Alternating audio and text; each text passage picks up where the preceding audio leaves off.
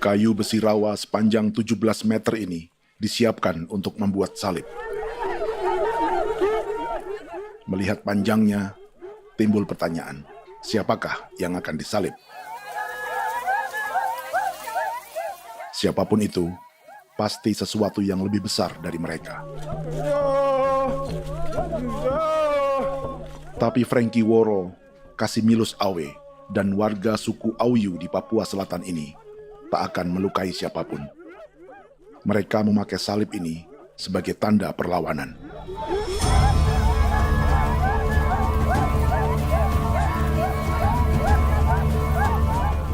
Yang mereka lawan memang lebih besar, yaitu pemerintah Republik Indonesia. Pemerintah sedang mengincar 2,5 juta hektar hutan orang Papua untuk proyek tanaman industri pangan dan energi.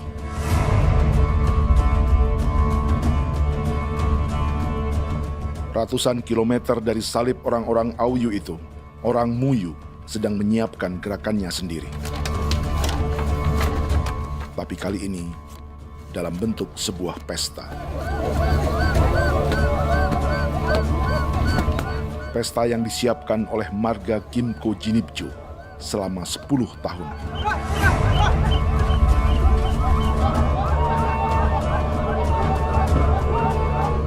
Sosok di marga ini adalah Willem Kimco, orang asli Papua yang tak punya kartu identitas kewarganegaraan manapun.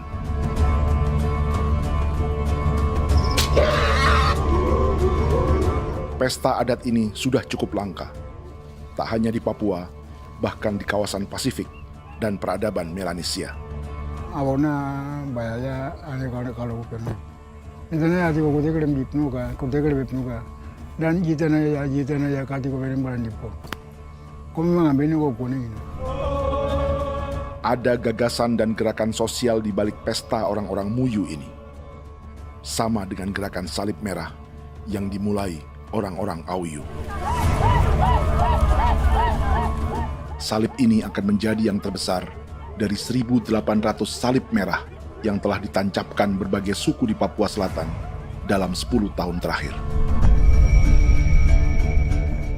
Ribuan salib merah yang dipadukan dengan palang adat adalah tanda larangan yang menyatukan unsur-unsur adat dan agama. Kami percaya bahwa kalau memang kami sudah tidak mampu untuk menyelesaikan persoalan ini, dalam hal ini perusahaan tidak bisa masuk, berarti kami minta bantuan kepada nenek moyang dan Tuhan. Atribut perang orang Auyu ini diukir atau dilukis, digambar di batang salib ini dengan tujuan bahwa kami larang dengan sangat keras. Jadi apabila siapapun, baik dari antara kita sendiri yang melanggar batas ataupun pihak lain yang mau mengganggu keselamatan hak tanah adat kami, maka kami siap untuk melakukan ancaman perang. Salib-salib ini tidak ditancapkan di halaman-halaman gereja, melainkan di tanah dan hutan adat, di dusun-dusun sagu, dan di tempat-tempat yang disakralkan. Sebab 1.800 palang adat dan salib ini memang bukan semata tentang agama, tapi untuk mencegah negara dan perusahaan memasuki tanah dan hutan adat mereka. Papua bukan Laut.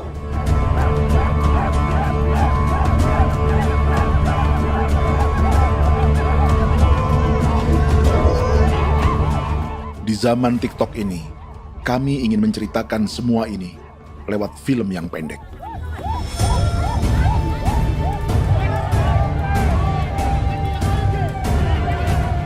Tapi kami jelas gagal.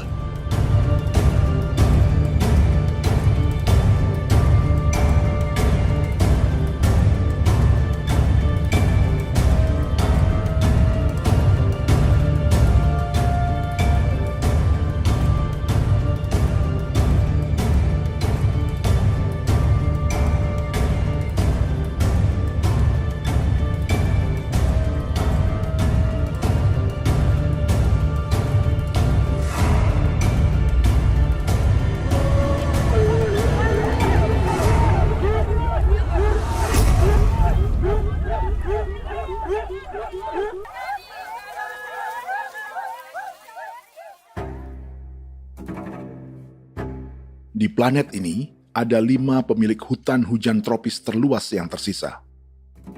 Kongo di Afrika, Brazil, Peru, Bolivia, dan Indonesia.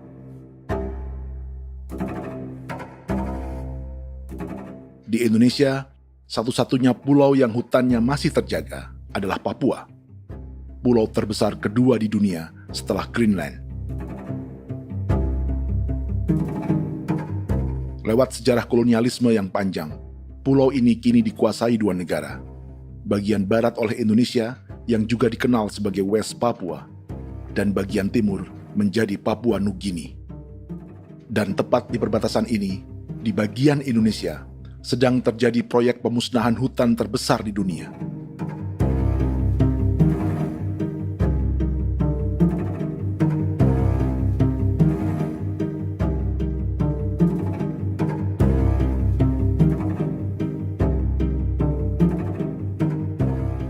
Pemerintah Indonesia sedang membuka lebih dari 2,5 juta hektar hutan untuk sawit, tebu, padi, dan peternakan. Ini disebut proyek strategis nasional untuk lumbung pangan dan energi yang jadi ambisi 3 presiden. Bagian terbesar direncanakan untuk mencetak sawah seluas 1,3 juta hektar. Lalu bagian lain akan ditanami tebu seluas 560.000 hektar untuk gula dan bioetanol. Setiap liter bensin di Indonesia akan dicampur bioetanol 10% atau E10. Ada 10 perusahaan di proyek ini, dan semuanya dimiliki oleh 1 keluarga saja. Berikutnya, ada areal sawit seluas 400.000 hektar untuk biodiesel. Targetnya mencampur 50% solar dengan minyak sawit atau B50.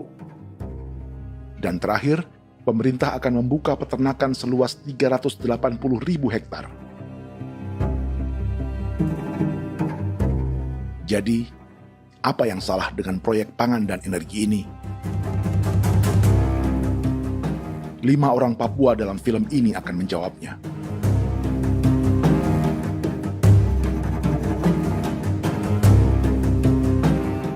Yang pertama adalah Yasinta Moiwen dari suku Marin.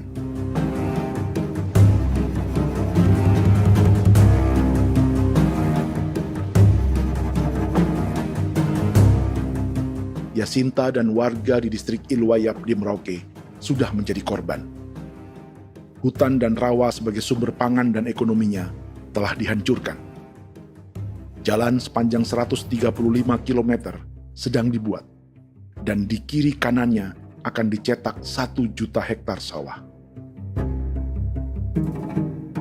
Mereka sulit menolak atau melawan. Salib sudah digeser, masih datang lagi dengan senjata mereka nih.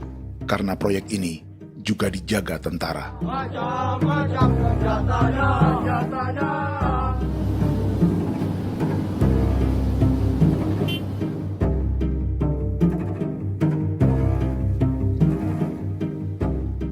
Yang kedua adalah Natalis Buer di distrik Tanah Miring, Merauke. Petani milenial ini merasa ditelantarkan. Sebab setelah hutannya diubah menjadi sawah, sebagian sawah-sawah ini tak tergarap.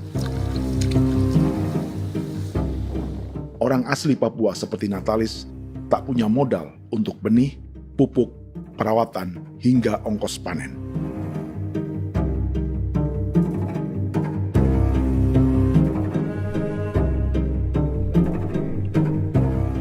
Orang ketiga adalah Vincent Kuipalo dari suku Yenan di distrik Jagebob, Merauke. Vincent dan suku Ye sedang menjadi korban. Hutan adat orang-orang Ye sedang dihancurkan untuk perkebunan tebu dan bioetanol. Tanah mereka juga diincar untuk markas-markas militer, pasukan yang akan menjaga proyek pangan dan energi ini.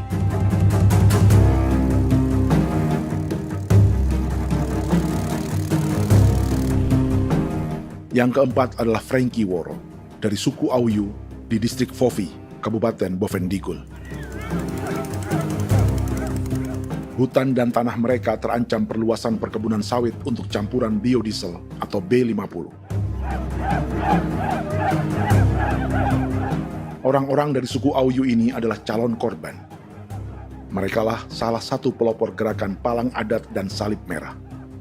Meski kadang berseberangan dengan gereja yang mereka anggap lebih mendukung pemerintah dan perusahaan. Mereka bahkan sedang merencanakan gerakan yang lebih besar, dengan salib yang lebih besar. Tanah milik Somu Sobisiba itu bahwa tanah ini diciptakan oleh Tuhan dan memberikan warisan kepada kami. Kami ini hanya hak jaga.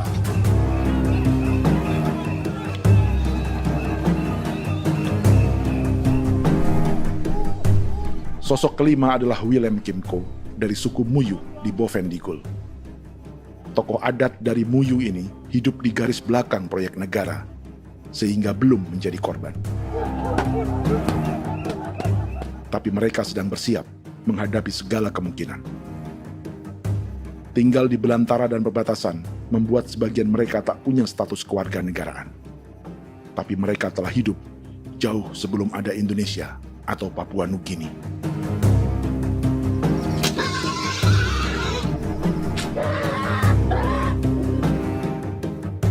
Kelimanya mewakili jutaan orang asli Papua yang sedang terancam eksistensinya. Jika kita merasa kepunahan peradaban Neanderthal di Eropa, Aztec dan Inca di Amerika, atau aborigin di Australia adalah sejarah masa lalu, film ini menceritakan bagaimana pemusnahan sebuah bangsa dan kepunahan sebuah peradaban sedang terjadi di masa hidup kita. Kepunahan bukan karena kerusakan lingkungan dan ruang hidup semata, juga karena dihantam 60 tahun operasi militer.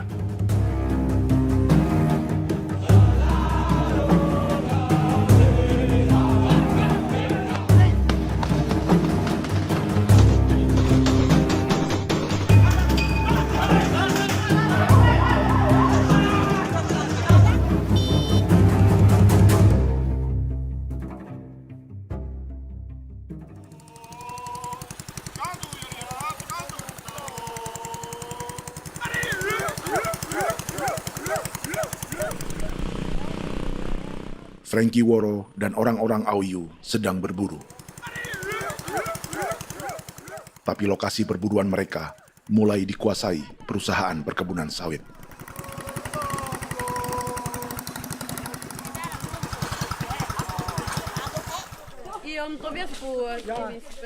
Kita akan menuju arah ke Inabusu. Di sana kami akan masuk di wilayah konsesi perusahaan PT Indo Asiana Lestari, dan di situ ya ada survei-survei mereka yang mereka pernah lakukan, tapi juga kami ada lakukan tanda-tanda saksi di sana.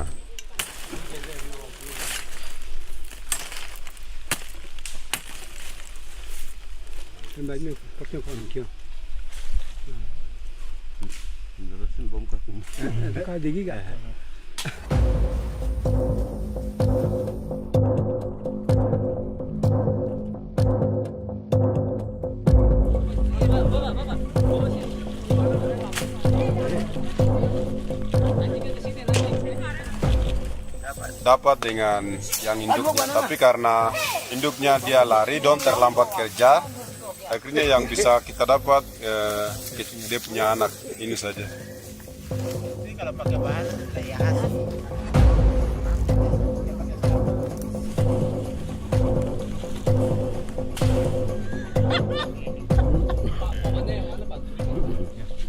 Pohon ini pohon bitanggur, dia punya kayu ini kita biasa gunakan untuk kerja perahu, dan juga kulit depu getanya itu kita pakai untuk kerja ini, panah-panah ini lem, jadikan lem ini, panah-panah.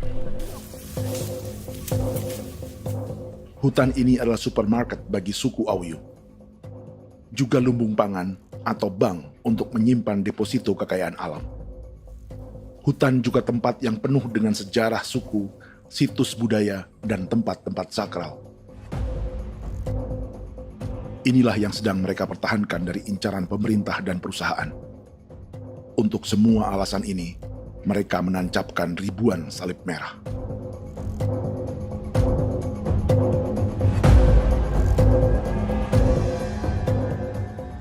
Tapi dari kampung, warga suku Auyu memberi kabar pada Frankie tentang intimidasi oleh aparat negara agar mereka melepas tanah ke perusahaan sawit dan berhenti memasang palang adat dan salib merah. Ada beberapa titik yang saya sudah siap, tetapi di sini emergensi dari saya, terutama di Kampung Sokangon, PT Damai Timber. Dia mengganggu saya dengan menggunakan kekerasan maupun pihak hukum. Dan kemarin saya ada pernyataan penolakan secara resmi, tapi masih tetap dengan menggunakan pihak hukum untuk masuk, untuk harus dituntut saya untuk harus diterima perusahaan itu. Kita di situ ada 15 marga, tetapi 15 marga juga tidak setuju. Marga-marga siapa yang terima dan marga-marga mana saja yang menolak. Nanti kita lihat dari pertimbangan itu, dan di situ dan kita undang mereka untuk bicara dengan kami. Sebagai sosok yang aktif dalam gerakan, warga Auyu terus memberi informasi lapangan kepada Frankie yang tak selalu berada di kampungnya. Izin pernyataan yang mereka paksa saya untuk tanda tangan itu, tapi sementara saya tidak tanda tangan. Data semua ada di tangan saya. Ya. Baik, kalau gitu itu lebih bagus karena tanda tangan itu yang berbahaya. Iya. Tanda tangan itu yang lebih berbahaya karena sekarang ini modern dan canggih, dan itu yang mereka biasa pakai untuk tipu muslihat. Mereka biasa pakai itu di tanda tangan itu. Betul. Dari Bambisa juga di Sofia dia masuk untuk memaksakan kami marga untuk harus menerima perusahaan itu. Tapi kemarin kami sudah menolak. Babinsa nama bosku. Babinsa ini nama bosku. Oh, ya. Itu yang sekarang strategi militer yang sekarang mereka pakai. Jadi yang penting masyarakat itu yang benar-benar mau menolak siap dukung ketua marga siapa yang nanti tampil. Ini adalah peta konsesi sawit untuk biodiesel dalam proyek strategis nasional. Dan di distrik Fofi inilah, orang-orang Auyu hidup dari sungai dan hutan. Tapi Frankie di Bovendigul masih lebih beruntung. Setidaknya dibandingkan Yasinta Mowien di Merauke yang sudah kehilangan hutan dan rawanya.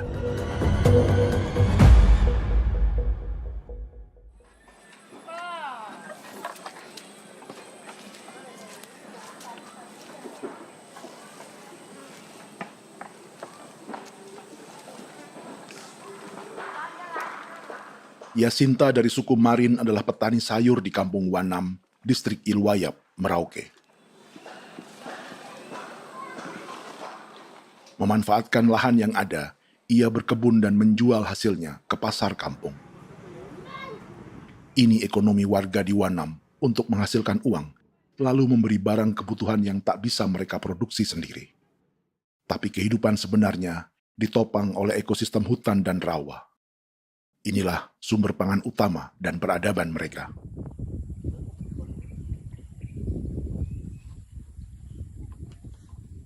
Namun ketenangan ini diusik ketika tiba-tiba pada Mei 2024, di Pelabuhan Wanam datang ratusan alat berat untuk proyek pangan dan energi pemerintah.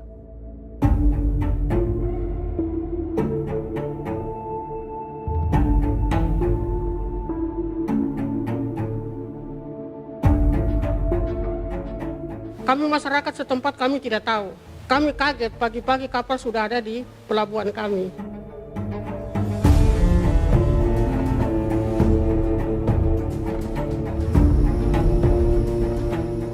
Yasinta Mowien atau Enrika Gebze dan warga lainnya tak pernah diajak bicara atau dimintai pendapat. Seakan-akan Papua adalah tanah kosong. Kita suka kaget yang dong bawa turun alat berat dong bawa turun, kita kaget masyarakat. Dorang subongkar itu kayu-kayu.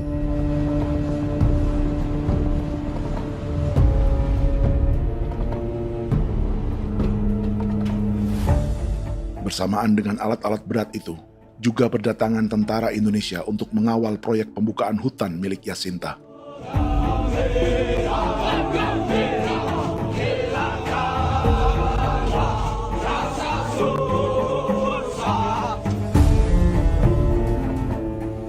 Ribu alat berat didatangkan dari Cina ke Papua oleh perusahaan bernama John Lin Group sebagai kontraktor pemerintah.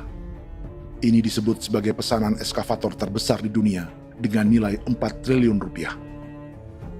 Misinya membuka hutan dan rawa milik orang Marin, salah satunya untuk membangun jalan sepanjang 135 km. Sementara di kiri kanannya akan dicetak sawah yang ditargetkan seluas 1,3 juta hektar. Jalan berupa garis lurus ini bukan rute tradisional ekonomi masyarakat. Jalan ini akan menghubungkan kawasan perkebunan sawit dan tebu di sebelah timur, juga untuk mobilisasi pasukan militer. John Lin Group adalah perusahaan yang dimiliki Andi Samsudin Arsyad atau yang dikenal dengan Haji Isam. Sebagian orang mengenalnya sebagai pengusaha yang hobi balapan mobil.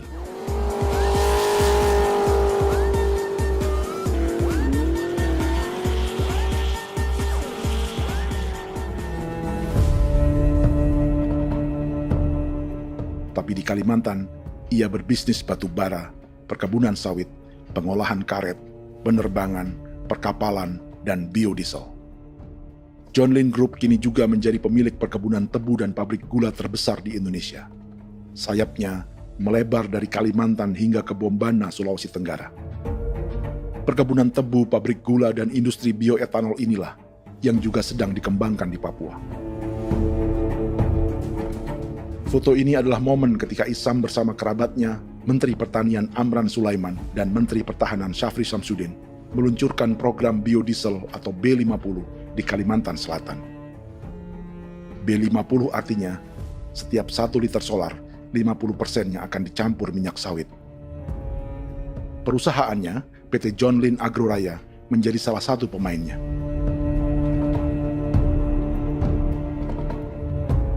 Sepanjang tahun 2025, saham PT John Lin Agroraya pernah naik hingga 700%.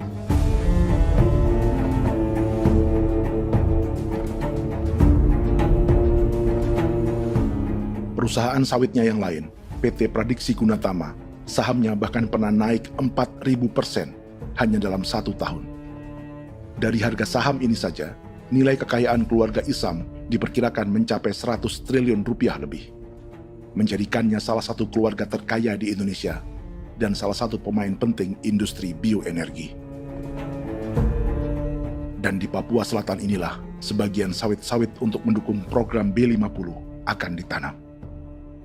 Inilah tanah orang-orang Wambon, Muyu, Marin, Yei, atau Auyu seperti Frankie Ward.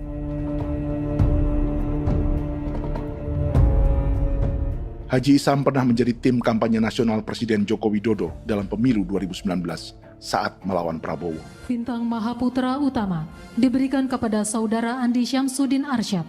Beliau berjasa luar biasa dalam mendorong pertumbuhan ekonomi daerah maupun nasional. Setelah menjadi presiden, Prabowo memberi gelar kehormatan Bintang Mahaputra Utama pada Isam.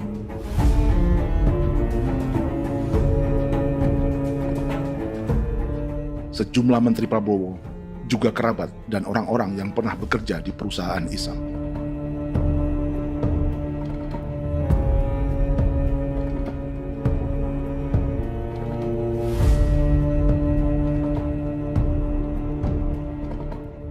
Lawan sebesar inilah yang sedang dihadapi Jacinta di kampung Wanam, Merauke. Atau petani perempuan lain seperti Enrika Gebse. Jadi alam kita ini sudah rusak. Jadi kita itu biasa jalan dari sini tuh harus pasang jerat di situ, harus cari makan di situ lagi.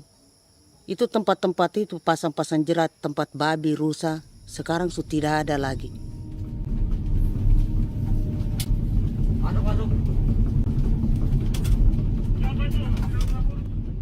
Rekaman ini memberi gambaran bagaimana Kasuari kehilangan rumah di bekas hutan dan rawa yang telah dibabat.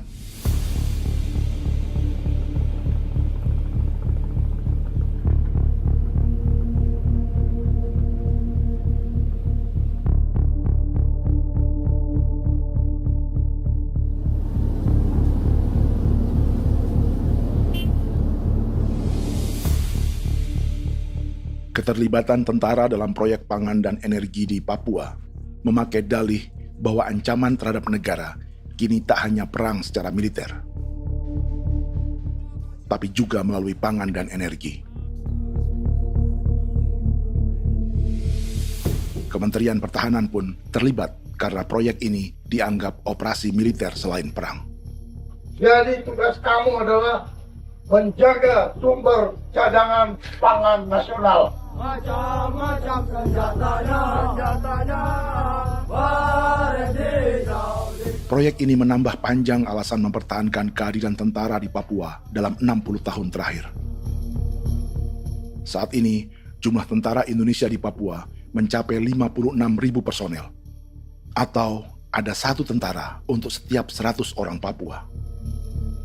Bandingkan dengan rata-rata nasional, di mana hanya ada 1 tentara untuk 696 penduduk Indonesia. Itu belum termasuk polisi. Artinya, 1 orang Papua dijaga lebih banyak senjata dari rata-rata penduduk Indonesia. Tanah dan hutan diambil secara sepihak untuk kepentingan pembangunan batalion dan bandar antariksa. Ini bentuk perampasan masyarakat. Penolakan kehadiran markas-markas militer terjadi di sejumlah tempat di Papua. Tak hanya karena trauma dan ketakutan, juga karena mengambil tanah-tanah adat.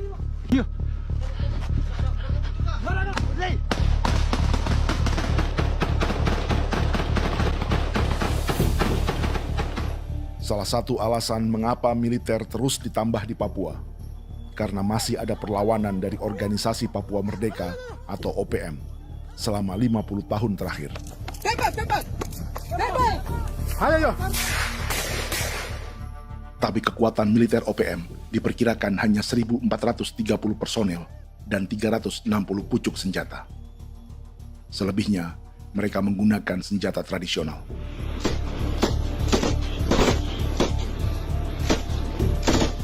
Dengan demikian, kekuatan tentara dan polisi di Papua 58 kali lebih besar dari gerilyawan Organisasi Papua Merdeka.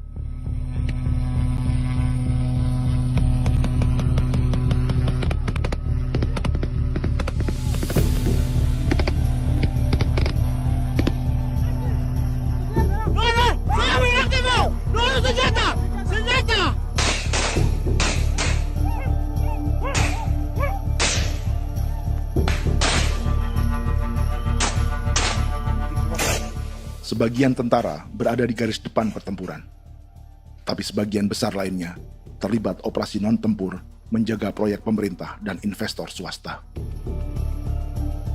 Seperti Batalion Infanteri Teritorial Pembangunan di distrik Jagebob, Merauke ini. Lokasinya bersebelahan dengan konsesi lahan tebu untuk gula dan bioetanol milik PT Murni Nusantara Mandiri. Baik perusahaan maupun markas militer, keduanya mengambil hutan milik suku Ye dari marga Kuipalo. Tapi dorong datang, tanam ini saja di sini, tanam papa nama ini. Victor Kuipalo menunjukkan apa yang terjadi. Jadi kita juga kaget ini. Nah kalau ini papa nama ini memang, ini papa nama ditanam tapi bukan haknya mereka yang ini. Ini hak kami di sini, hak dusun kami, marga Kuipalo yang punya hak dusun ini. Setelah memasang patok, alat berat mulai bekerja untuk membangun markas militer di tanah orang Ye.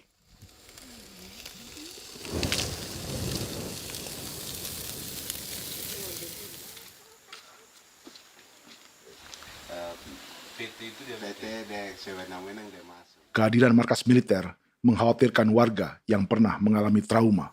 Takut kenapa? Kalau macam yang awal macam sekarang bu kampung hidup ini kan aman. Terus kenapa harus didirikan korem di sini? Bukankah dengan adanya Korem semakin aman ada tentara di sini? Kalau untuk kampung kayaknya tidak bisa aman kalau ada tentara, paling masyarakat dipukul itu ini. Kalau kampung hidup begini malah saya sejahtera dan saya punya masyarakat. Apa pernah ada pengalaman buruk sebelumnya dengan tentara di daerah sini? Ada yang cerita waktu pos-pos di sini tuh di 13, 12 itu zaman katanya Patimura. Memang kasihan. Malah kita punya orang ini yang dianiaya betul, dipukul. Disuruh kerja bakti tidak mau atau lama mencari, namanya kita pangkur sagu itu butuh waktu 1 minggu. Kalau lama begitu ya paling diseret apa pukul itu. Operasi militer Indonesia di Papua dimulai tahun 1962 lewat Operasi Trikora. Tapi perlawanan bersenjata pertama di Papua baru dilakukan tahun 1965 di Manokwari. Nanti tanggal 1 Mei jam 12.30 pemerintahan di Irian Barat mutlak akan jatuh di tangan.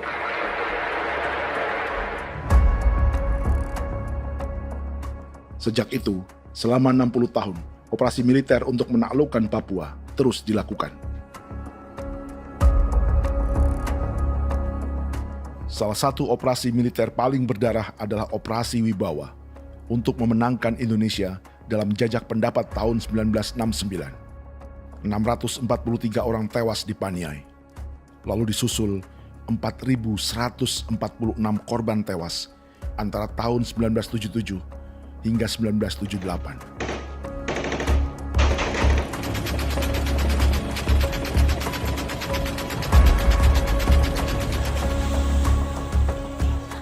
Operasi militer ini menimbulkan gelombang pengungsian hingga kini. Dewan Gereja Papua mencatat 103.000 orang menjadi pengungsi pada tahun 2025 dan nyaris tak diberitakan media-media Jakarta.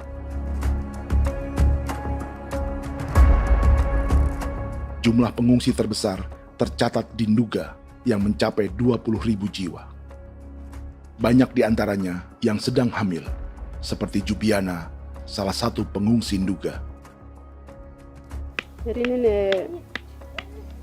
O tagarik misi kagi be muguru kumpul selare di namen wane gosem bigari me egirik munene an nimbo misle bok selare ne wam dagyak lok prak nde oyi gore bangal no so ndak lok yo nandam yanet ndang no yat nde nanendi ko nerwa membri wal marwa egirik munene wa tri ngel no semana o ngal siak ya ber kumbik nyak masala ore na me wo suluk ri namen wani go semane kuman nak wani wani ndemo go ndak misri namen bre go go nak no semane ne be minit waru ra kana bi ne dige war de mino pragit de laina bulan maret april ya na mana kantan barang ne lire na bam ne Jubiana lalu menamai anaknya pengungsi Kogoya. Selain Jubiana, juga ada Emma dari Maibrat yang melahirkan di hutan. Sampai di kampung gini, katanya bilang ada tentara yang bangun jembatan. Ya, capek itu juga pun masih tahan. Kembali lagi ke hutan lagi. Berputar sampai saya jatuh di tengah jalan. Orang sampai terbanting di kayu semuanya. Berasa sakit begitu. Melengkapnya tuh Domika Serli, pengungsi Wako. Masyarakat sipil dari Kampung Aitrem sementara mengungsi karena kampungnya sementara dikuasai oleh TNI Polri. Seratusan ribu pengungsi di Papua saat ini jauh melampaui jumlah yang mengungsi ke Papua Nugini tahun 1984, yaitu 10.000 orang karena menghindari operasi militer.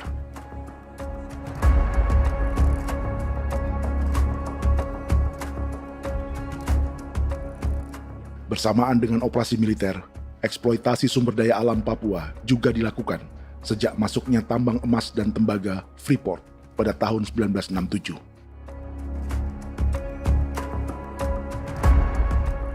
Disusul perkebunan sawit awal tahun 1980-an. Lalu ada perburuan buaya untuk diambil kulitnya. Sebelumnya, ada eksploitasi gas alam di Teluk Bintuni, pencarian besar-besaran kayu gaharu, atau pembukaan hutan tanaman industri. Ini belum termasuk perburuan dan perdagangan ikan arwana di selatan Papua, penebangan kayu merbau dari hutan-hutan Jayapura, emas di Blok Wabu Intan Jaya, bahkan nikel di pulau-pulau kecil Raja Ampat. Dan kini, dalam skala yang belum pernah terjadi dalam sejarah, Papua dipaksa mencetak sawah, tebu untuk bioetanol, dan sawit untuk biodiesel.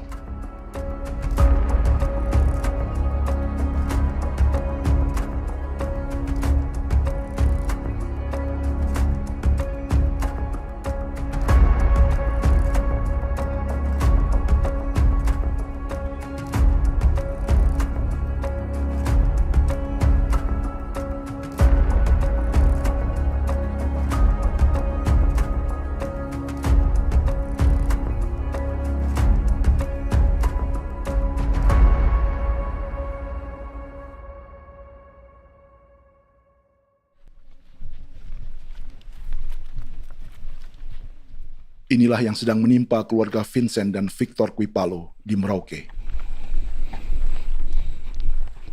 Hutan mereka diambil untuk markas militer dan industri perkebunan, PT Murni Nusantara Mandiri. 1 dari 10 perusahaan yang diberi konsesi untuk menanam tebu dan memproduksi gula serta bioetanol seluas 52.000 hektar.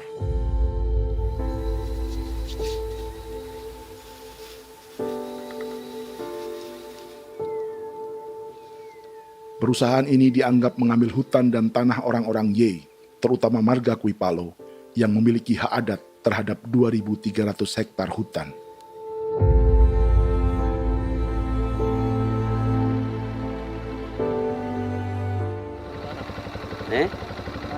Tentara? Tentara. Oh iya, tentara.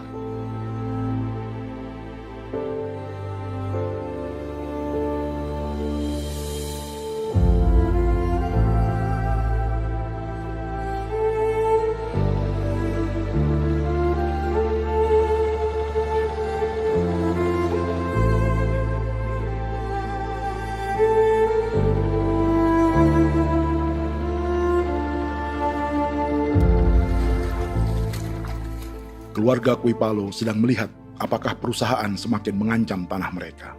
Dan kekhawatiran itu terbukti. Iya, makanya tadi saya bilang ini dari sini saja dekat ini sudah masuk di dalam ujung lapang ini. Ini hutan, yang ini hutan yang dorong ada bongkar sekarang ini. Ini sudah punya alat sudah dekat ini. Dekat sekali ini. Ini di sini. Nacau, kelapa itu yang jalan lama, jalan setapak ini. Dari udara, terlihat alat-alat berat semakin mendekati tanah orang-orang Ye, marga Kuipalo.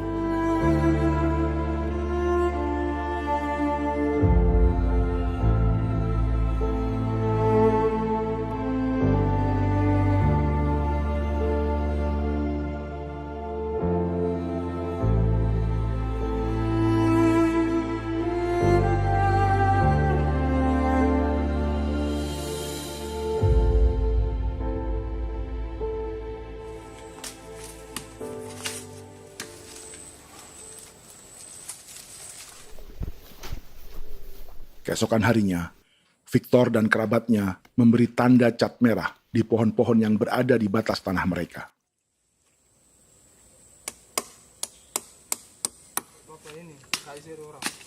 Tapi tanda peringatan adat ini tak diindahkan perusahaan.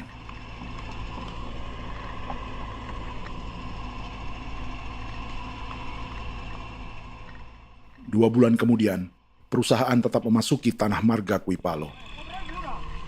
Sama.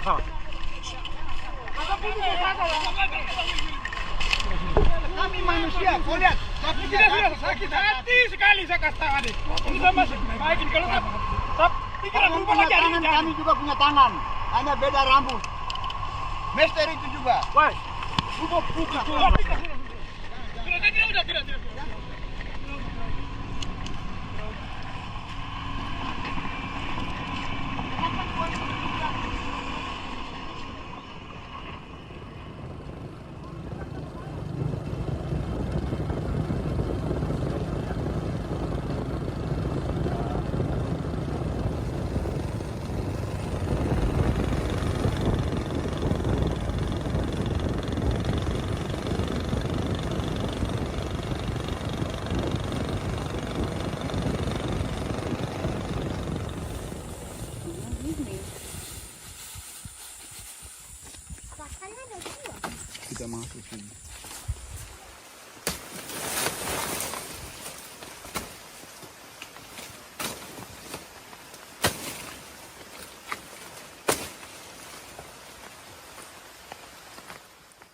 Jadi ya untuk itu seperti saya katakan tadi, apakah lebih baik kita tidak usah ada kan atau bagaimana, kita pisahkan, pisahkan dari negara ini kan, jangankan tuh.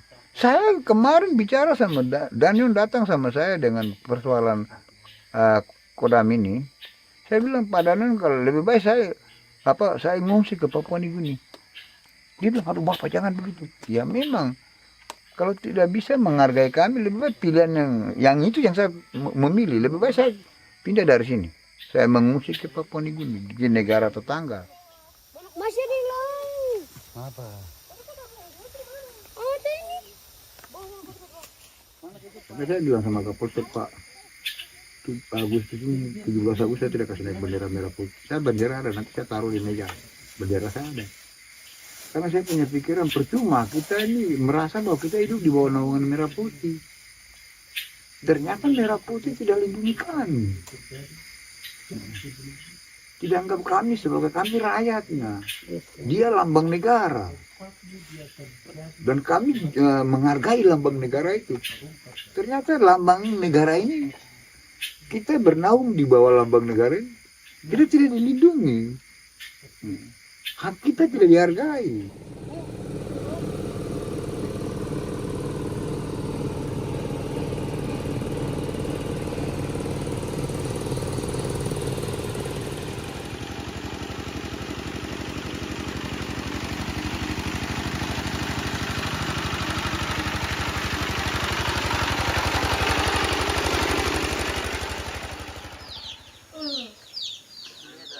Marga Kuipalo dari suku Ye terus mendapat teror dan intimidasi agar melepas tanah mereka yang hanya dihargai Rp300.000 per hektar.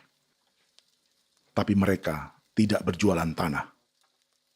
Makanya mama itu tidak suka untuk lepas tanah. Untuk apa? Baru di dalam hutan itu ada obat-obat tradisi. Itu sudah Kalau macam ada sayur juga, kita ambil sayur yang dia tumbuh sendiri. Jadi kita ini mau kemana, kalau itu sudah digusur, ya habis. Kita ini jadi penonton. Jangan sampai kita ini duduk minta di jalan. Jadi kita tidak mau seperti itu. Makanya tanah itu kita tidak melepas. Tapi mungkin orang lain tuh dia senang saja. Lebih baik saya pegang uang merah dulu. Saya bisa beli-beli itu ini. Nanti datang uang sudah habis, gembel. Mau cari kemana lagi, hutan sudah habis. Mau makan ikan di mana, kali sudah hancur. Seperti Yasinta di Wanam, suara dan gerakan kaum perempuan Papua sangat nyaring dan tak bisa diabaikan. Saya sebagai perempuan tolak untuk perusahaan masuk di sini. Karena kalau saya terima anak-anak saya mau dikemanakan, mau tinggal di mana. Apapun yang terjadi saya tetap tolak. Demi tanah ini saya akan berjuang, demi saya punya anak-anak. Yang katanya mengutamakan anak Papua, nyatanya yang kerja kebanyakan ya orang-orang Jawa. Saya sendiri orang Jawa, tapi bukan mau bicara yang tidak-tidak. Memang kenyataannya seperti orang-orang Papua itu diterbelakangkan, kurang diutamakan, gitu.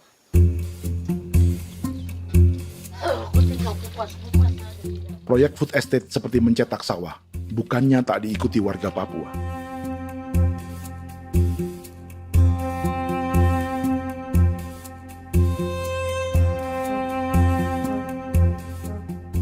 Salah satunya Natalis Buer di distrik Tanah Miring, Merauke.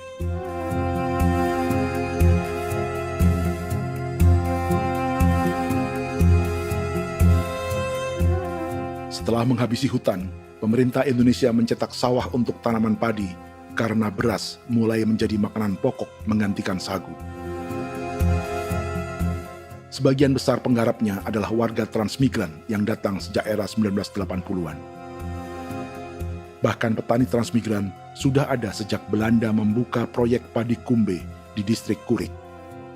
Lokasi yang sering jadi langganan pejabat Indonesia memamerkan sawah di Papua. Tapi Natalis juga ingin belajar menanam padi atau bersawah.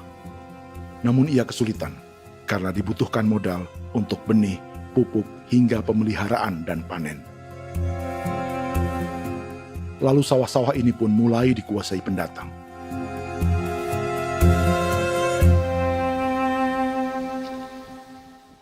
Tapi sejauh ini di kampung kami ini yang saya lihat memang ada kelompok kami punya di sini yang sudah tergabung dalam Gapoktan, kemudian masuk dalam optimalisasi lahan.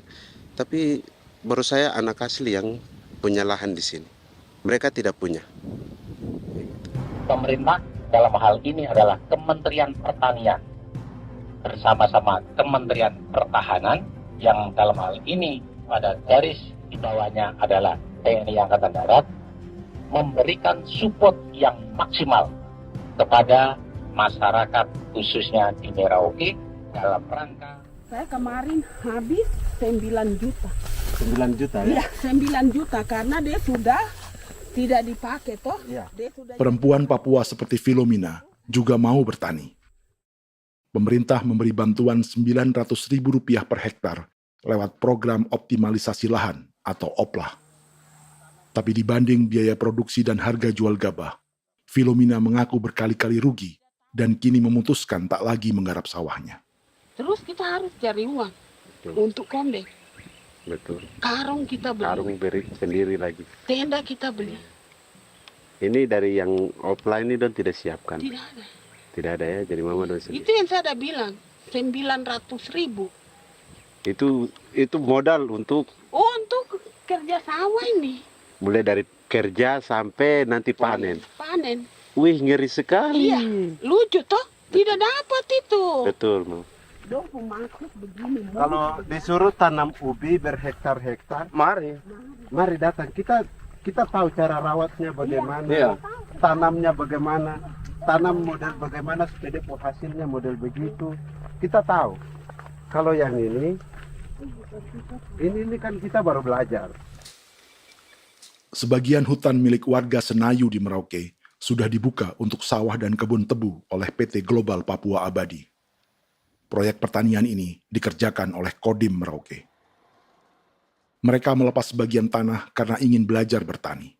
Saya punya nenek moyang tidak ajar saya tanam padi. Tapi saya mau berubah. Generasi saya yang berikut ini besok lusa tidak bisa makan pisang, sagu. Namun program optimalisasi lahan yang dijanjikan dengan berbagai bantuan tak dirasakan Filomina. Obat rumput beli, obat padi beli, jonder kita bayar, bahkan bibit masih kurang, cari bibit lagi beli.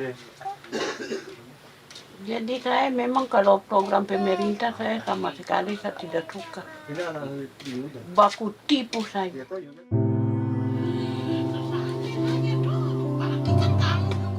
Mereka merasa ditinggalkan sendiri, jatuh bangun belajar bertani padi.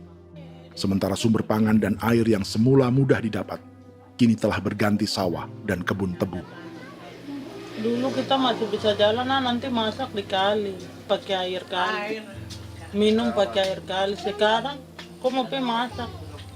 Tidak ada air, Air sudah susu, mau minum tidak bisa. Sudah dengan obat. Drone semprot tebu itu saja drone.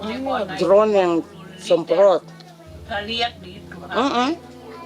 Jadi kita bukan drone yang terbang di atas untuk disemprot. Dong lempar pupuk di bawah ya dia mengalir ke kali. Mengalir ke kali, ke rawa-rawa.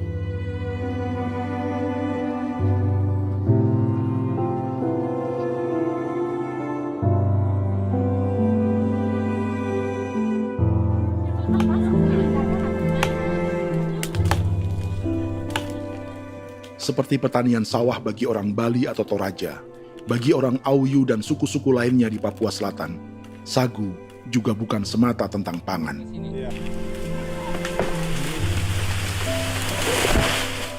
Bagi orang Auyu dan Marin, sagu adalah kerabat, sosok orang tua, sosok nenek moyang yang harus dijaga dan dilindungi. Lagi bikin apa mama ini mama? Pakai toko itu sagu.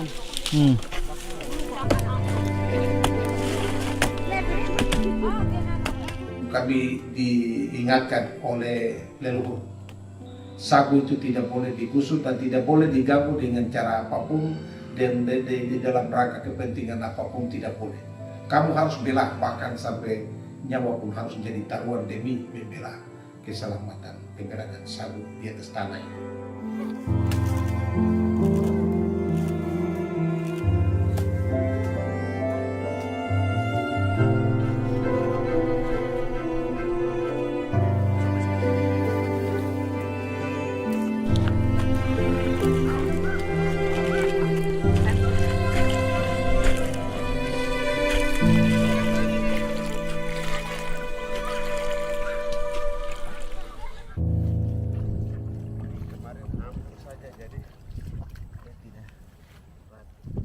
Menurut Natalis, pemerintah di Jakarta mendefinisikan lumbung pangan semata urusan beras dan mencetak sawah. Sebenarnya orang Papua itu bukan tidak bisa bertani. Kami tanam ubi itu bagian dari pertanian. Nah, pertanian yang dimaksud oleh pemerintah itu harusnya selalu itu kalau bisa pemerintah harus spesifikkan pertanian apa yang dimaksud, pertanian tanam padi atau pertanian tanam ubi, petasan dan lain-lain. Ini yang harus dispesifikkan dulu. Begitu, sehingga tidak menjustifikasi kami orang asli Marin bahwa kami tidak bisa bertani. Bukan. Kami buka kebun besar-besar di sana, bahkan bermeter-meter, ratus-ratus meter pakai sekop, bukan pakai ekskavator, tapi ini pakai skop. Itu pertanian, begitu. Bagi Natalis, alih-alih memaksimalkan sawah-sawah yang sudah ada untuk petani Papua, pemerintah selalu membuka hutan baru, seperti dikerjakan perusahaan John Lynn Group dan melibatkan tentara. Padahal, sejarah keterlibatan militer dalam proyek food estate atau cetak sawah adalah sejarah kegagalan yang bertubi-tubi 4 presiden selama 30 tahun terakhir.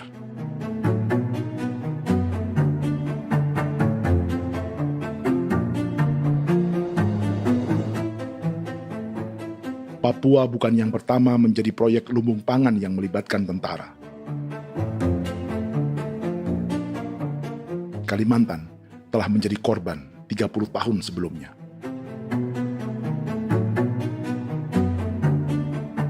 Ini adalah bekas hutan yang sudah dibuka di Pulang Pisau, Kalimantan Tengah.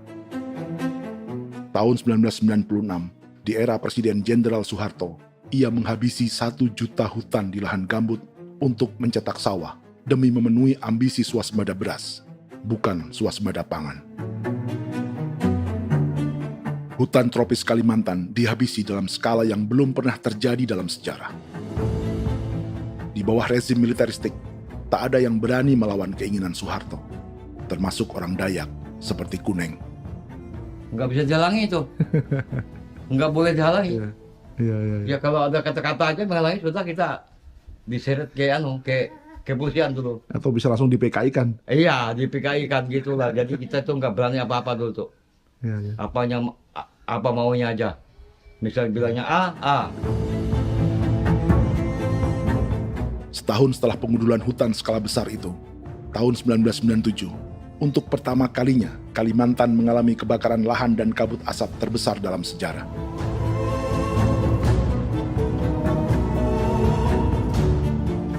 Sebagai ilustrasi, ini kondisi kabut asap tahun 2015.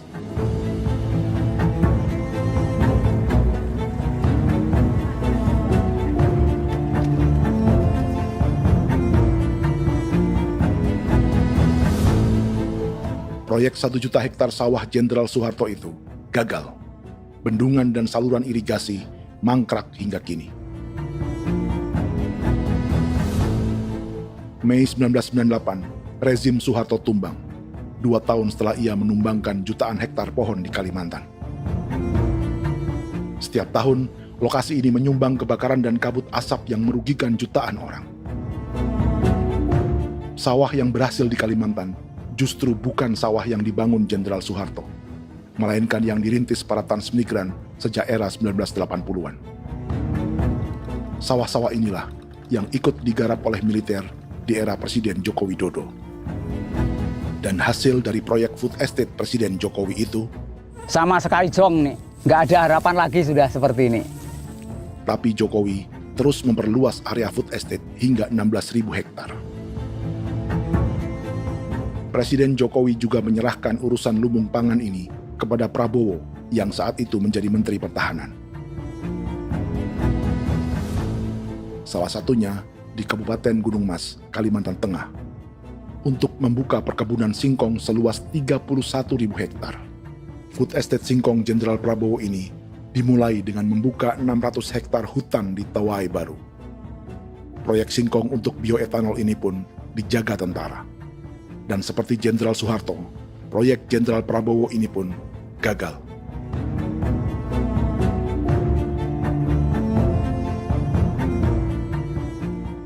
Dengan reputasi ini, Joko Widodo dan Prabowo justru sedang membuka 2,5 juta hektar di Papua.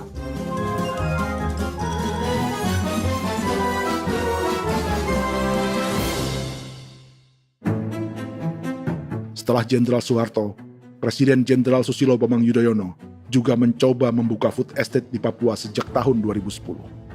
Namanya Merauke Integrated Food and Energy Estate atau MIFE.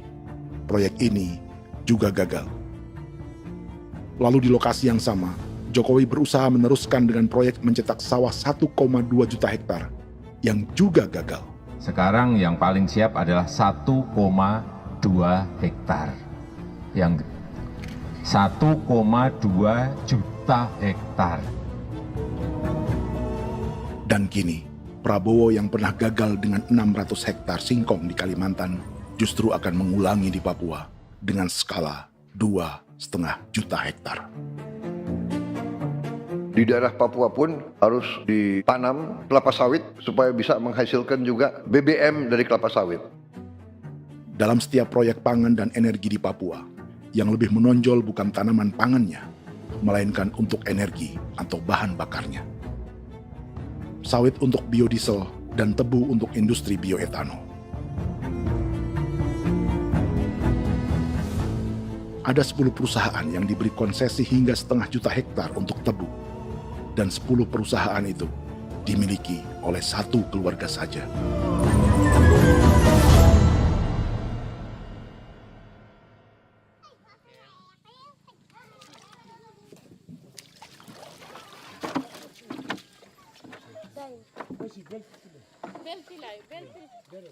Para perempuan Auyu di Bovendigul akan berangkat memancing. Priska Beni membantu menyiapkan perahu.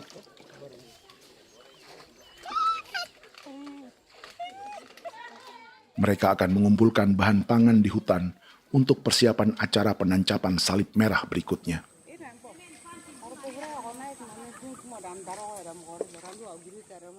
Priska sudah mengambil posisi memancing.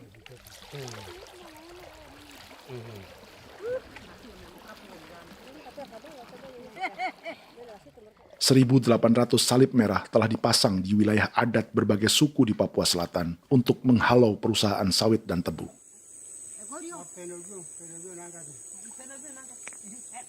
Maria Tebung yang paling muda datang membawa hasil. 2 ekor ikan gastor alias gabus toraja. Sebagai generasi Z, pendidikannya sampai sekolah dasar. Di perusahaan perkebunan seperti sawit atau tebu, ijazah SD hanya bisa menjadi buruh kasar. Tapi ia tak tertarik. Karena kita hidup itu dari alam, kita pancing, juga di darat, bawa anjing, terus bikin pagar sagu, dapat babi, bawa baru kita makan. Jadi kita tidak mau perusahaan masuk. Sementara Priska Beni masih mencari peruntungan. Tapi baginya, menjadi nelayan di Sungai Fofi masih lebih baik daripada bekerja 9 tahun di perkebunan sawit. sudah pengalaman, jadi kita tidak mau lagi. Seberapa lama ketika kerja itu? Selama di sana. 9 tahun di sana. 9 tahun? Saya baru pulang dari perusahaan. Selama 9 tahun kerja di sawit, bisa punya rumah kah? Atau Tidak. motor kah? Tidak. Johnson kah? Tidak. Cuma makan saja. Pendapatan juga kan tidak lebih. Habis dimakan.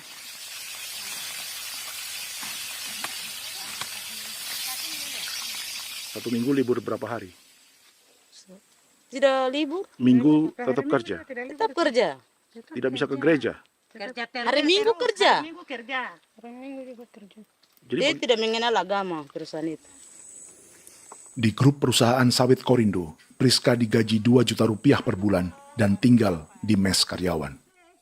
Tapi gaji itu dipotong bahan makanan atau BAMA rata-rata 1 juta rupiah setiap bulan. Korindo adalah grup perusahaan yang salah satu usahanya adalah hutan tanaman industri dan sawit di Bovendigul dan Merauke. Di Papua, mereka memakai bendera PT Tunas Sarwa Ema. Perusahaan ini pernah memberi bantuan pada Keuskupan Agung Merauke. Keuskupan Merauke belakangan mengeluarkan pernyataan mendukung proyek strategis nasional di Papua. Umat Katolik yang memprotes sikap gereja tersebut ditangkap polisi. Jadi selama 9 tahun tidak bisa nabung? Tidak. Makan saja. Makan saja. Makan saja. Menabung bagaimana keperluan banyak. Tidak sampai. Habis di anak-anak uang sekolah. Uang 1 juta itu mana sampai. Menabung juga tidak cukup. Sudah pengalaman, jadi kalau di sini perusahaan mau masuk tidak.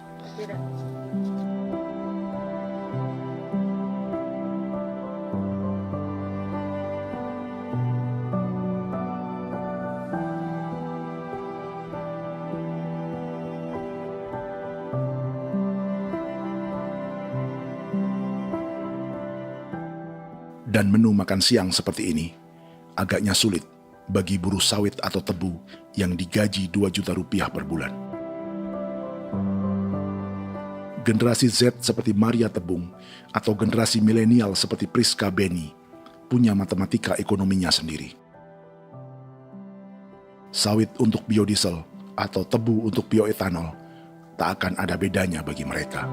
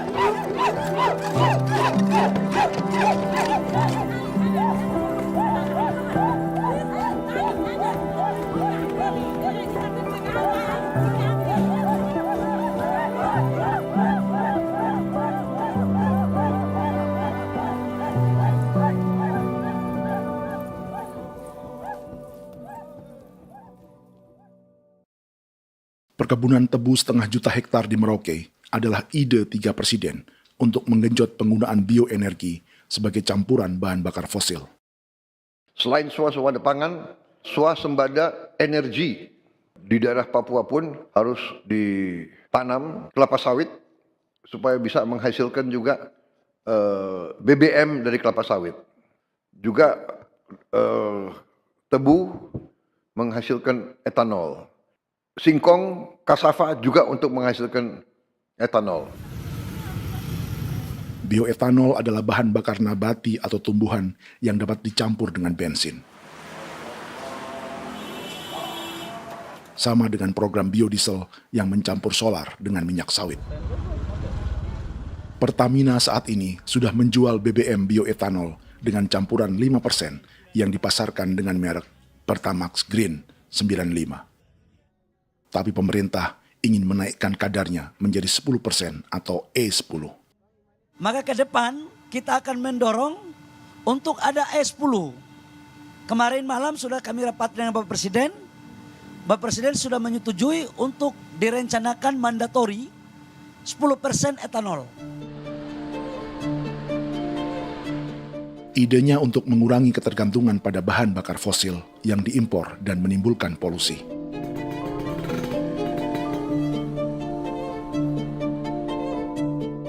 Tapi bioetanol bukannya tak mengorbankan lingkungan, hutan, rawa, dan manusia. Karena program E10 membutuhkan 7,3 miliar liter bioetanol, maka lahan yang dibuka untuk menanam tebu bisa mencapai 1,3 juta hektar. Sementara saat ini, luas perkebunan tebu di Indonesia hanya 500 sampai 600 ribu hektar. Artinya, butuh lahan baru hingga 800 ribu hektar untuk menanam tebu. Dan 500 ribu hektar diantaranya sedang dibuka di Papua. Hutan yang tadinya untuk menumbuhkan pangan berubah jadi tanaman untuk bahan bakar di jalanan. Kecepatan pulihnya hutan beradu dengan jumlah dan kecepatan kendaraan di jalanan.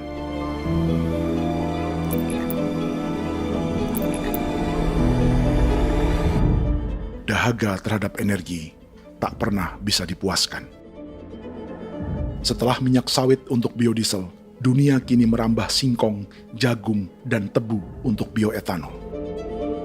Benua Amerika, Eropa, sebagian Afrika, hingga separuh Asia kini mulai memakai bioetanol sebagai campuran bahan bakar.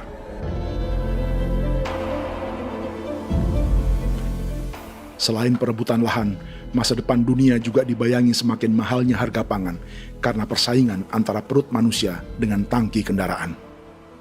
Ini adalah lokasi perkebunan tebu dan bioetanol PT Murni Nusantara Mandiri yang mengancam tanah Vincent Quipalo dan orang-orang Ye di Merauke. Beberapa kilometer di selatan adalah PT Global Papua Abadi yang mengancam tanah orang-orang Muyu dan Marin. Dua perusahaan ini adalah bagian dari 10 perusahaan yang mendapat konsesi lahan untuk tebu dan bioetanol di Merauke. Batas konsesi mereka bahkan sama dengan batas negara Indonesia dengan Papua Nugini. Salah satu ciri bahwa peta konsesi ini dibuat di Jakarta dari atas meja. Sama seperti kolonial Inggris dan Belanda ketika mereka membagi Pulau Papua dengan garis lurus pada abad 19. Seakan Papua adalah tanah kosong. Bedanya, meski peta konsesi ini mengatur batas 10 perusahaan, tapi perusahaan-perusahaan ini sebenarnya dimiliki oleh satu keluarga saja. Ini nama 9 dari 10 perusahaan tebu dan bioetanol di Merauke, Papua. 99% saham mereka dimiliki sebuah perusahaan bernama PT Merauke Nusantara Manis. Sementara 1% sisanya dimiliki PT Merauke Gula Mandiri. Tapi saham kedua perusahaan ini dimiliki PT Merauke Sugar Group. Dan perusahaan ini, 90% sahamnya dimiliki pengusaha bernama Angelia Bonaventure Sudirman, serta perusahaan bernama Zico Trust dan Resource Harvest. Lalu 10% lainnya dikuasai PT Papua Energi Abadi, yang pemiliknya adalah Dudi Christian dan Angel Madeline. Sekarang, mari kita lihat siapa mereka. Angelia Sudirman adalah keponakan dari salah satu konglomerat sawit Indonesia, Martias Fangiono. 9 perusahaan di Papua ini berada di bawah bendera Merauke Sugar Group. Dan Merauke Sugar Group hanya satu dari 7 grup perusahaan milik keluarga Fangiono.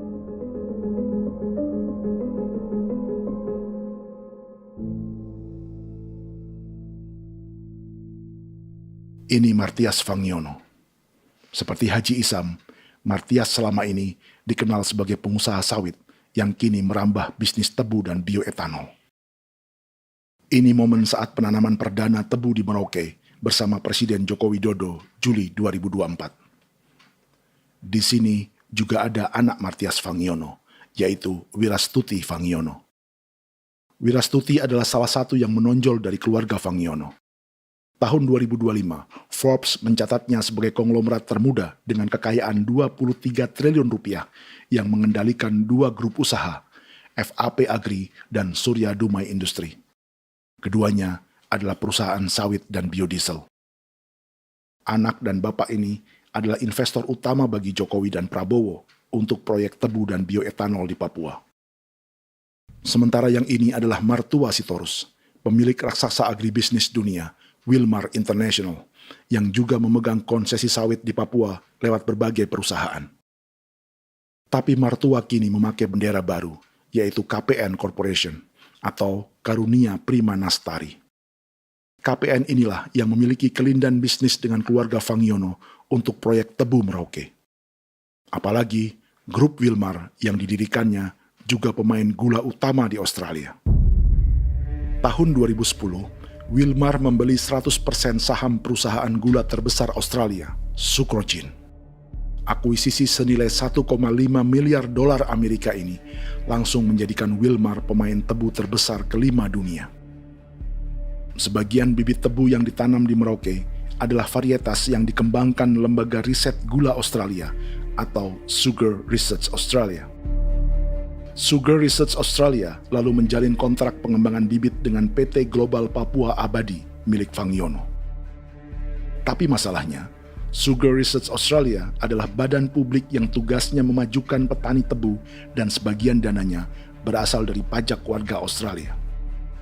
Itu artinya, warga Australia membiayai pengembangan bibit tebu untuk investor dan pemerintah Indonesia. Dokumen ini menunjukkan bahwa lembaga yang dibiayai warga Australia itu pernah memiliki kontrak penyediaan bibit dengan PT Global Papua Abadi milik keluarga Fangiono. Kontrak itu baru berakhir pada November 2024. Artinya, saat Presiden Jokowi dan keluarga Fangiono menanam bibit tebu pada Juli 2024 ini, kontrak itu masih berlaku. Nama lain dalam keluarga ini adalah Siliandra Fangiono, yang pada tahun 2024 dijuluki Raja Sawit Termuda dengan kekayaan 39 triliun rupiah dalam catatan Forbes. Ia mengendalikan grup First Resources. Secara umum, keluarga Fangiono memiliki 20 perusahaan di Sumatera, 32 perusahaan di Kalimantan, 1 di Jakarta, 2 di Singapura, dan 25 perusahaan di Papua.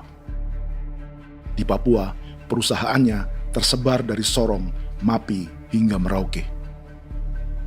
Para politikus dan pejabat Indonesia terus membesarkan konglomerasi, meski Martias Fangiono pernah divonis 1,5 tahun penjara karena kasus pembalakan liar dan kebun sawit ilegal tahun 2007.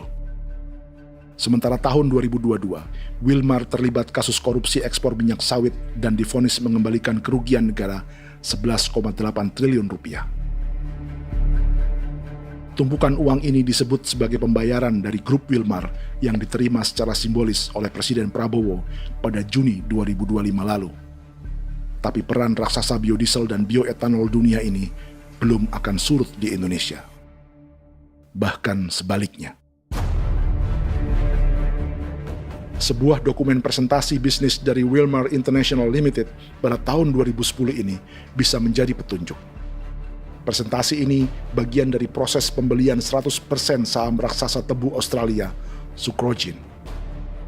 Dalam presentasi ini, Wilmar mengaku ditawari konsesi lahan 200.000 hektar di Papua, atau dulu disebut Irian Jaya, untuk menanam tebu. Dengan penerbangan hanya 2,5 jam dari kantor Sucrogin di kota Townsville ke Merauke, Wilmar akan mengawinkan bisnis gula dan bioetanolnya menjadi pemain dunia. Dan lokasi yang diincar oleh Wilmar adalah distrik Ilwayap di Merauke, kampung halaman Yasinta Moiwen. Dan persis disinilah, 14 tahun kemudian, ribuan eskavator John Lynn Group milik Haji Isam mulai membuka hutan sebagai kontraktor pemerintah. Presentasi dan gagasan ini dibuat oleh Wilmar pada Juli tahun 2010.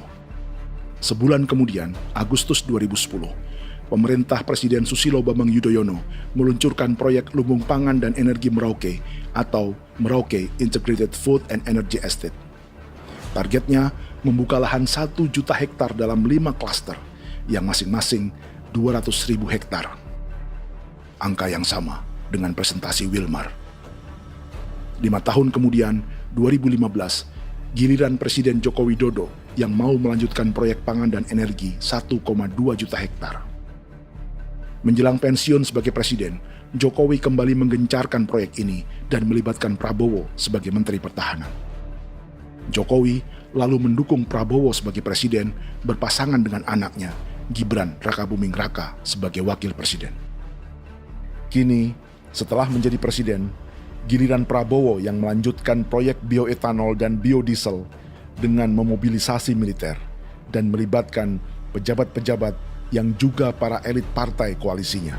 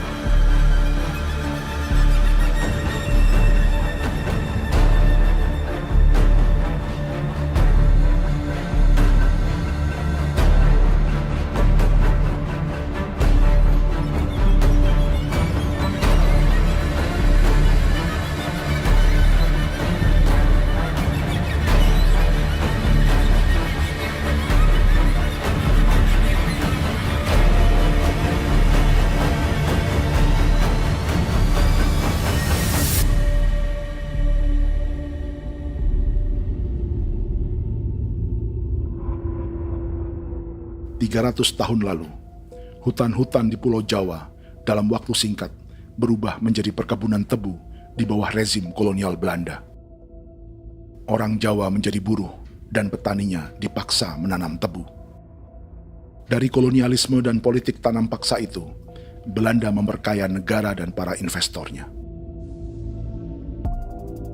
Tak puas membuka hutan untuk perkebunan di Jawa dan Sumatera, kolonial Belanda menanam tebu hingga di Suriname dan mengerahkan ribuan orang Jawa sebagai buruh pada tahun 1890. Inggris yang sudah menguasai negara seluas India dan Papua Nugini pun masih menanam tebu jauh di tengah Samudra Pasifik, di tanah orang-orang Fiji. Lalu memindahkan puluhan ribu orang India menjadi buruh di sana.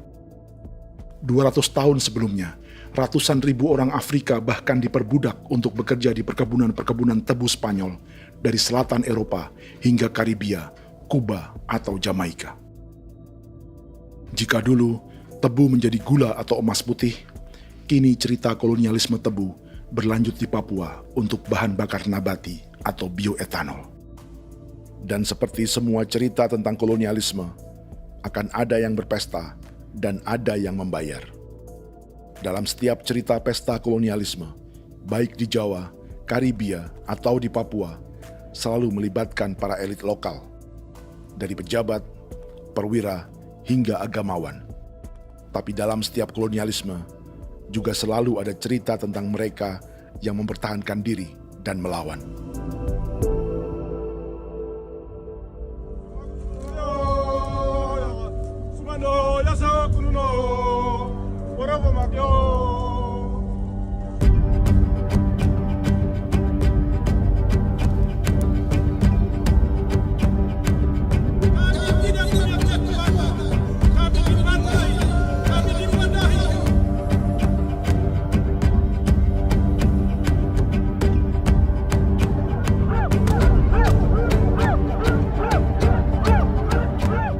Dalam sejarah gereja Katolik banyak pemimpin-pemimpin yang adalah tanda petik itu adalah Judas juga. Jadi itu sudah pasti karena itu adalah manusia. Satu sisi sebagai manusia dalam perjalanan digoda, apalagi ada dalam posisi-posisi jabatan ya mungkin banyak tawaran-tawaran lain, lalu disitulah terjadi pergeseran keberpihakannya kepada misi gereja tadi itu untuk umat, untuk mereka yang tertindas. Orang kirim eksavator, orang kirim tentara, orang kirim polisi.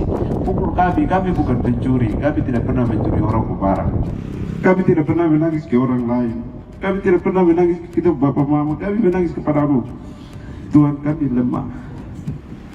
Aku tidak tahu. Dia kata, ini hijau cikui ya.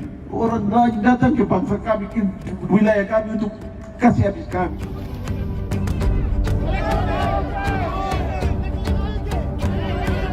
Ya Hakimam Dehi, Ya Hakimam Dehi, Bono Ya Hadikul Dehi, Bono Ya Hadikul Dehi. Kita buat sasi seperti begini untuk menolak perusahaan apapun yang masuk di tanah kami. Kalau kita kasih, kita bikin rusak sekarang, kita punya generasi berikutnya mau dapat kemana? Jadi kita nyatakan sikap di sore hari ini, kami tolak! Apa yang dilakukan pemerintah untuk PSN adalah kejahatan. Pemerintah bagian dari kejahatan, aktor perusak dan pembunuh terhadap negara, terhadap alam, hutan, terhadap manusia. Jadi negara jadi aktor pembunuh. Jadi Pilatusnya siapa? Negara, pemerintah Jakarta ini. Tanah Wiu bukan tanah kosong. Masyarakat adat kami rasakan. Perusahaan tolak. Biar langsung.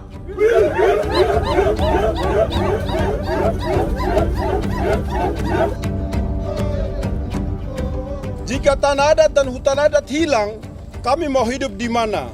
Maka di sini saya mau bilang, negara jangan tipu-tipu kami lagi.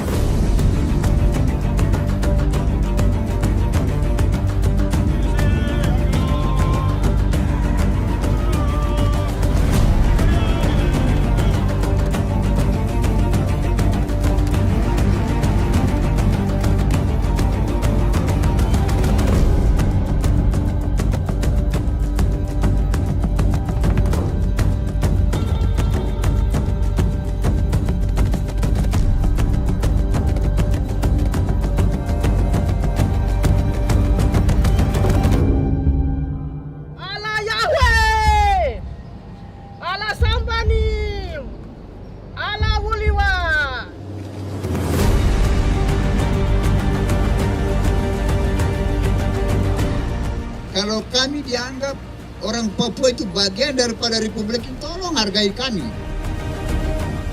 Dengan adanya PSN, PT John Lindrop yang sudah menerobos tanah kami dan hutan kami, merusak alam kami. Itu yang kami datang ke Jakarta jauh-jauh dari Papua. Kami mau bersuara kepada Bapak Presiden Prabowo Subianto, di mana keadilan untuk masyarakat Papua. Tolong lihat masyarakat Papua yang sudah mati. Kami bersepakat menyatakan, 1. Gereja-gereja di Indonesia mendukung masyarakat adat yang menolak proyek strategis nasional di tanah Papua. 2.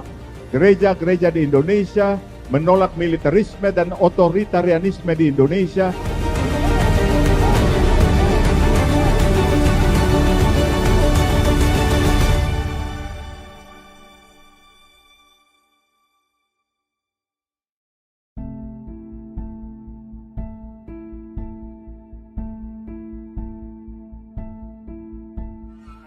Kita sering merasa banyak hal buruk sudah jadi cerita sejarah. Dan kita sekarang hidup lebih baik, lebih beradab, atau mustahil melakukan kejahatan seperti di masa lalu. Kita tidak lagi menghukum mati orang dengan memenggal kepalanya. Kita menembaknya atau menyuntik racun agar tertidur dan mati. Tapi ada hal-hal yang tak berubah. Salah satu pembantaian yang kuat di ingatan kita adalah kejahatan Nazi atau genosida di Rwanda. Padahal pembantaian juga sedang terjadi di masa kita, seperti di Gaza, Palestina. Penghancuran sebuah peradaban seperti Indian di Amerika atau aborigin di Australia juga kita anggap masa lalu. Sekarang kita merasa lebih baik dan lebih toleran. Padahal proses penghancuran bahkan pemusnahan yang sama sedang terjadi terhadap bangsa Melanesia di Papua. Begitu juga dengan praktik kolonialisme.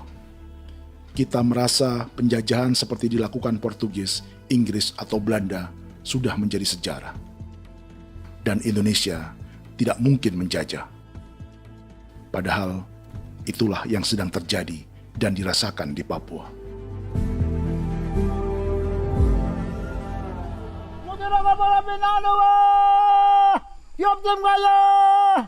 Kawasan Maya, Upaka Maya, anak dia mana namanya? Jalannya sejarah ini disadari Willem Kimco di pedalaman Bovendigol, Papua. Hidup terpencil dan tak tersentuh urusan negara bukan berarti selalu aman.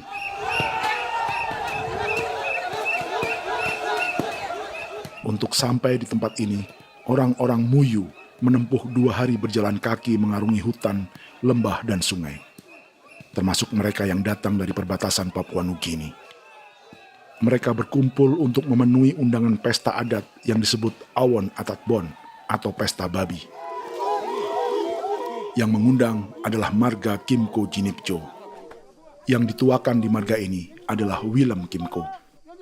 Ia tak punya kartu tanda penduduk dan kewarganegaraan manapun, baik Indonesia atau Papua Nugini. Tahun 1984, 10.000 orang Papua, terutama suku Muyu, mengungsi ke Papua Nugini untuk menghindari operasi militer Indonesia, termasuk Willem Kimco.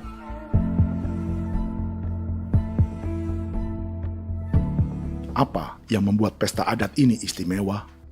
Apa bedanya dengan acara serupa yang dihadiri pejabat, tokoh agama, LSM, atau yang direkam oleh kru televisi dan konten kreator? 18. Pertama, untuk membuat pesta babi, orang Muyu perlu persiapan selama 10 tahun. Sebab, babi-babi yang akan jadi bagian dari pesta ini tak boleh dibeli, alias harus dipelihara sendiri. Babi-babi ini bukan bantuan pejabat pemerintah, gereja, atau LSM.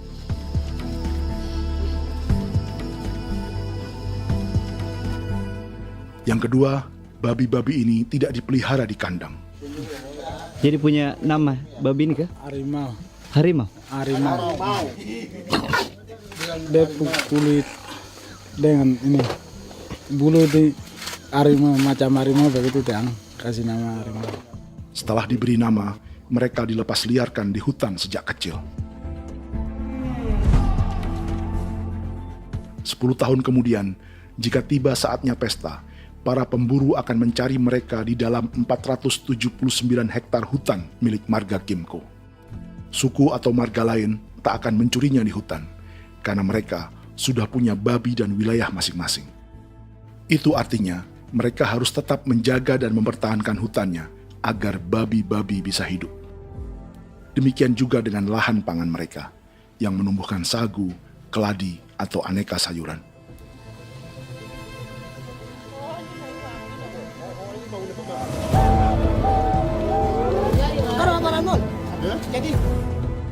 Yang ketiga, dalam Awon Atatbon atau pesta babi, binatang ini tidak dimakan secara gratis. Setiap marga atau klan dalam suku Muyu akan membayar jerih payah tuan rumah menjaga hutan dan memelihara babi.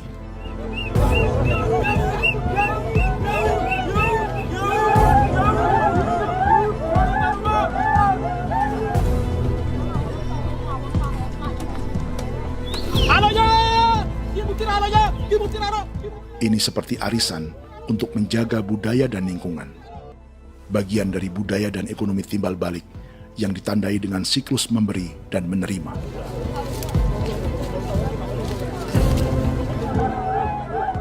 Ini juga cara orang Muyu membangun dan memperluas aliansi. Awon bet begul bet, ulan yau kando bet, atat bet anani, atat bet yang ligan anani, ado amten anani, menini tu na jaga, kepo kemo ko di mana. Kepo kemo mayat me. Kep tetek mo mayango kep kanin between ke iftore ven. Ne ve ne tana ke kadek me. Oke. Kep ko nanti ko to ko kepo ke pasak to ran. Kon kene man gine wane wanjo. Koko kati bolon ja bengo. Koko konim bolon ja. Jika Willem Kimco dan marganya bisa menjaga hutan dan wilayahnya, marga lain ikut diuntungkan sebagai sebuah ekosistem. Demikian juga sebaliknya. Alasan keempat, mengapa pesta babi ini memiliki tempat khusus dalam peradaban orang Muyu, karena Willem Kimco khawatir peradaban mereka akan punah, menyusul ancaman terhadap ekosistem dan hutan. Setiap marga atau klan harus mengkonsolidasi diri dan membangun aliansi.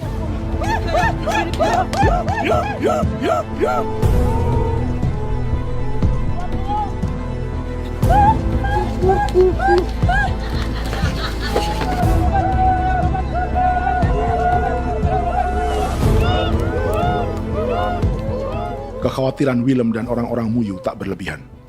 Ruang hidup mereka bersinggungan dengan proyek bioetanol dan biodiesel pemerintah Indonesia. Mereka juga tahu apa yang telah dan sedang menimpa suku lain seperti Auyu di Bovendigul atau Yainan dan Marin Anim di Merauke.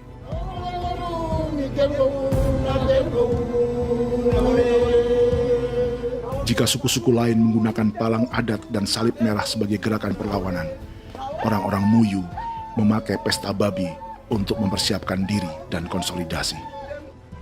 Sebab, berbeda dengan saat mengungsi tahun 1984, kali ini yang datang ke tanah orang-orang Muyu tak hanya tentara, juga alat-alat berat bersama para pebisnis pangan dan energi. Awan